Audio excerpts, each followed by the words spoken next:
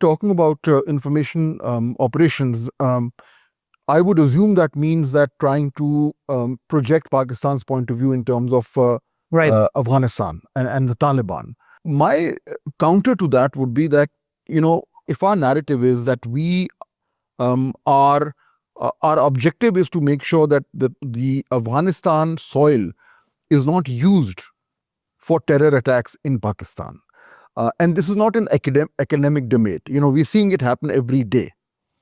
So when we present it in that framework, uh, who would not agree with that?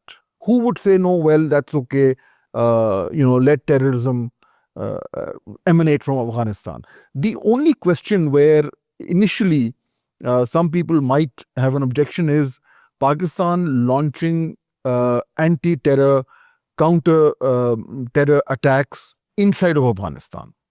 But then again, having tried everything else for years, and then also having tried negotiations, if everything has failed, then Pakistan only has two options. Either allow the terrorists to use Afghanistan to kill Pakistanis in Pakistan. That's option one. Option two is to make sure that that doesn't happen. And I think option two is the obvious one. So which country, including Russia, could come and say, no, you're doing it wrong? Do you remember Syria? Russia has decided to help Syrian people, to interfere, and how that kind of Syrian scene has ended. The majority of people didn't understand why Russia left the scene, actually gave away and the open door to the US foreign policy, let's say, initiative, so-called. I think in relationship to Afghanistan and Pakistan, the situation is quite similar. Russia is falling for extremely pragmatic foreign policy strategy. So Russia will, you also have mentioned that Russia has been not interfering when US forces have been, or Israeli bombing Iran, despite the fact that there is a strategic partnership between Moscow and Tehran. I think in Russia, we understand that the situation has been not reaching that critical level that Russian forces had to come inside of that situation. Getting back to your question, so what should be done? Option number one, Pakistan continues to fulfill its military operations and combat terrorists, on the territory, on the border between Afghanistan and Pakistan. Option number two, so Pakistan backs up a kind of information campaign that will support its special operation on the territory of Afghanistan in order to eliminate concrete terrorists or terroristic groups. But information campaign doesn't solve the terror problem. It just formulates it in a different way. Let me put it another way. The information campaign, and I agree with you, we always need information campaign. Information campaign is not aimed at the Taliban. It would be aimed at Beijing or Moscow or Washington or London or Paris or wherever. But the kinetic option is aimed directly at the terrorists. So what I'm trying to understand is that, do you think that these important capitals still require Pakistan to explain to them this terrorism problem, or do you think it is pretty simple and they all know that Pakistan actually now doesn't have any other options?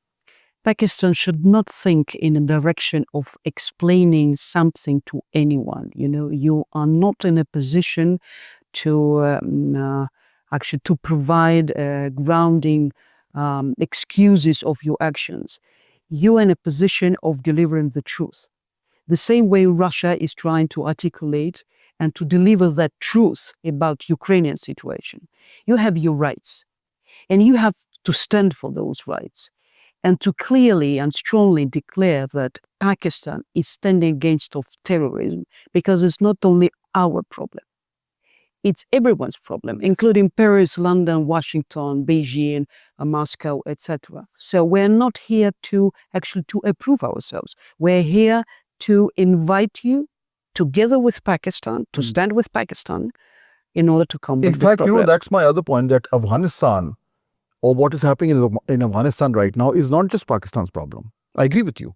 it affects everybody. It affects all the regional countries in the Middle East, in the Gulf, in Central Asia, and also for Russia, because we know that so many terror groups are now based in Afghanistan, and they have been a threat to all these countries, including Russia, and continue to do so. So that is one of the things that actually strengthens our position. That if we need to solve this problem of terrorism from Afghanistan soil, it is not just Pakistan's problem. In fact, it is the problem of all those people who have been affected in the past and could be affected in the future. Absolutely, it's undeniable. And moreover, Russia is aware that the border between Afghanistan and Tajikistan, including the Russian military base, which is located on the territory of Tajikistan, is of the strategic importance for Russia. And Russia is monitoring their borderline. So we are aware of all the threats and risks that can actually take place if this situation will become uncontrollable. That's why I think that the dialogue between Moscow and Islamabad in this respect is highly expected, important, and needed. I think it's very timely. Of course, add to that this whole issue of connectivity and trade, which is so important between Pakistan and Central Asia, and furthermore, if you move further towards other countries. And Afghanistan is a problem also for that, because as long as there is terrorism there, trade routes are blocked, connectivity projects, energy projects, so many other things which have been talked about for so long are not happening. So in addition to this problem of terrorism, Afghanistan also is a major hindrance in a greater integration between South Asia, Central Asia, China, Russia. And I'm sure that that would also, in a way, remind decision makers in Moscow that they really need to be a bit more proactive when it comes to resolving this Afghanistan issue. I think some things should be synchronized, and I think they will be synchronized. What do I mean? I mean that as soon as the Ukrainian scene battlefield will be over and this conflict will come to the end, logically it will happen sooner or later, the epicenter of geopolitical rivalry and, let's say, conflictology will slowly move towards South Asia. We see already the first signal of it. India-Pakistan conflict, Israel-Iran, and now Afghanistan-Pakistan. I think there is a kind of united logic. So there are different phases and they are not accidental. And somehow I expected that the things will be actually developing in precisely such kind of way. The United States, being aware that in order to make America first, but if we translate that a kind of formula that has been announced by Donald Trump, the US president, what does it mean, America first? It means preserving the sustainability of the leadership of the United States.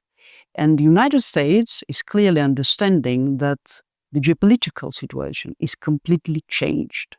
There is BRICS, there is Shanghai Cooperation Agreement, and there is an increasing line or league of countries which are striving towards those formats and organizations. Moreover, Shanghai Cooperation Agreement is actually becoming a military bloc. Actually, sooner or later, it will turn into a military bloc. So that part of the world, the global south, is getting stronger, and of course is claiming its role and its position on the global scene. So the United States, being aware that the big Middle East as a geopolitical project is over, so they need to reconfigure their interest in the Middle East and South Asia. So they're in anticipation, awaiting when that kind of Ukrainian conflict will be over. They're ready to sell Ukraine to Moscow, but at a higher stakes, in order to negotiate the interest between Russia and the United States in the South Asia. That's why what is going on in Afghanistan is warmed up and backed up by the United States. Do you think there will be another conflict between India and Pakistan? If it will be within the scope of interest of Washington, believe me, they will initiate it. I don't think Washington would want a conflict between India and Pakistan. Donald Trump has already, claimed credit for stopping the May conflict. So, but it doesn't make sense for them to have their interest in having India and Pakistan fight. In politics, it's not important what politicians say. It's important to what they actually. Why would the do. US want India and Pakistan to fight? They are, I think, and I assume that they are afraid of a big return of Russia into the Middle East and South Asia. This is their target number one, to prevent a geopolitical renaissance of Russian influence in the Middle East and in South Asia. But we're seeing no indication of that so far in For South now- Asia or For even in now, the Middle East. the indications are not seen, but they are on the way. So, for example, if India and Pakistan were to inch towards another conflict, would Russia be more proactive? Let's take a look what is going to happen within 1-2 years. I think within next 12 months, because the situation will be more exposed more clearly after the Ukrainian scene will be getting closer to the end. And we will start seeing an attempt to burn the borderline between Israel and Iran. As you see, it's also a fierce conflict. It has been not resolved. And there is one phenomena of the current geopolitical situation. Usually, every war, every conflict has been leading to a certain set of results. That's a lesson of history. But the phenomenon of our days, that no conflict, no war leads us to any result. We're just receiving a freeze conflict, but we don't receive any kind of resolution of the conflict. That's why we are actually standing in the twilight zone, because we don't understand either that conflict has been resoluted or actually just freeze. So, till the Ukraine conflict is settled, you think Russia will be too preoccupied and it would not be able to play a very proactive role in South Asia or in the Gulf. But here's my point. We don't know how long the Russia-Ukraine conflict will continue. It's already been 3 years. It could end in the next 2 months. It could go on for another 2 years. We don't know. But the conflicts in South Asia or in the Middle East are not going to wait for the Ukraine conflict to end. They are moving ahead of their own momentum. And, in South Asia, especially between India and Pakistan, we are actually sitting on a powder keg. You just saw what happened in New Delhi and then what happened in Islamabad. So this is a very dangerous situation, very dangerous situation. And, I don't think many people would be surprised if India decided to embark on another misadventure.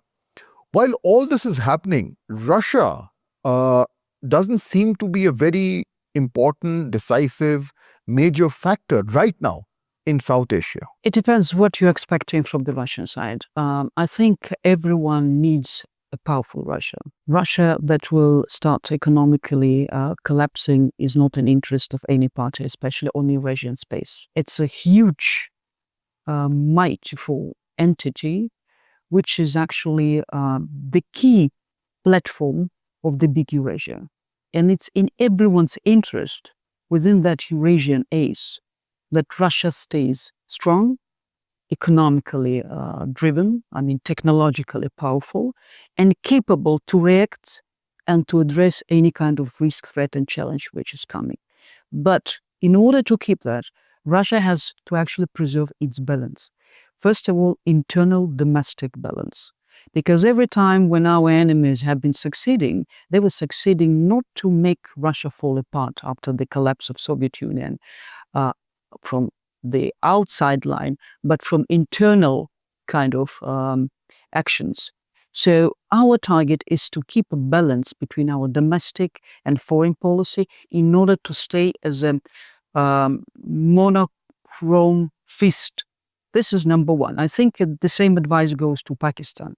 You should not overreact. You have been living with that problem for decades. You're one of the most experienced country in the world who knows much better than anyone else what does it mean terrorism and what does it mean to live with the borders from the north up to south on all sides being surrounded by quite toxic environment. So I think you can share with your experience with the world, but not from the position as you have been doing before, trying to approve yourself. You're in a perfect position and a perfect equilibrium from strategic point of view after the conflict with India. So now you're ready to articulate not the approval, but a new initiative that will preserve, number one, economic connectivity, just refocus. Afghanistan will not move away. This is political geography. This problem will stay for some time. Try to focus on what is actually in your hands, what is actually can empower you to continue your fight. On economic collaboration with China, with Iran, with Russia, with Central Asian countries, it's already a huge opportunity and space for building stronger connectivity asset. And there's a lot that is happening on that front. Of course, Pakistan faces its own domestic challenges also. Our politics is polarized, and there are so many issues that Pakistan needs to deal with. But yes, externally, I agree with you that we are in a good position. Since May, Pakistan has found a diplomatic sweet spot. And I think the key challenge for us is to leverage it so that it is not a fleeting moment, but something which is more institutionalized, both in terms of our relationship with the West and also with the SCO countries. And I think that the fact that we are very clear that we are primarily part of the global South is something that also provides us a strong base for our diplomacy. You've been here for a couple of days. You've met a lot of people in Pakistan. So before I conclude, what have you sensed? The kind of mood in Pakistan, the kind of exuberance or challenges that Pakistanis are feeling. You've interacted with a lot of people from the public sector, from the private sector. What sense do you get about what Pakistan is thinking? My main impression about Pakistani people, and I'm talking about the best of the best, I mean, the intellectuals of Pakistan, from an official side and from academia. My first impression is that Pakistani people are those people whom I can say they're peace bearers. They have peace inside. And this is a very important thing because they have no aggression. I've never heard any kind of aggressive word or saying against of even India or against of any other country. So this is a great value. Pakistan has incredible, untold, unspoken, that soft intelligence, soft power inside of its nation. I think it's such a remarkable, rare treasure and resource that Pakistan can use it in a proper way. It can demonstrate to the whole world that we're not the nation that you have dared to claim that we're actually losers or the nation that could not challenge, could not respond to all those challenges. We're the young nation. We're the nation with a great energy to deliver input to the world peace. This is my great impression, and every time I'm visiting Islamabad, Pakistan, I'm actually more and more confirmed that Pakistan just started to reveal its unprecedented perspectiveness and potential. That's good to hear, Dr. Roxolana Zigon. Thank you so much for joining us today. That was a special conversation. That's it for today. Till next time, good night.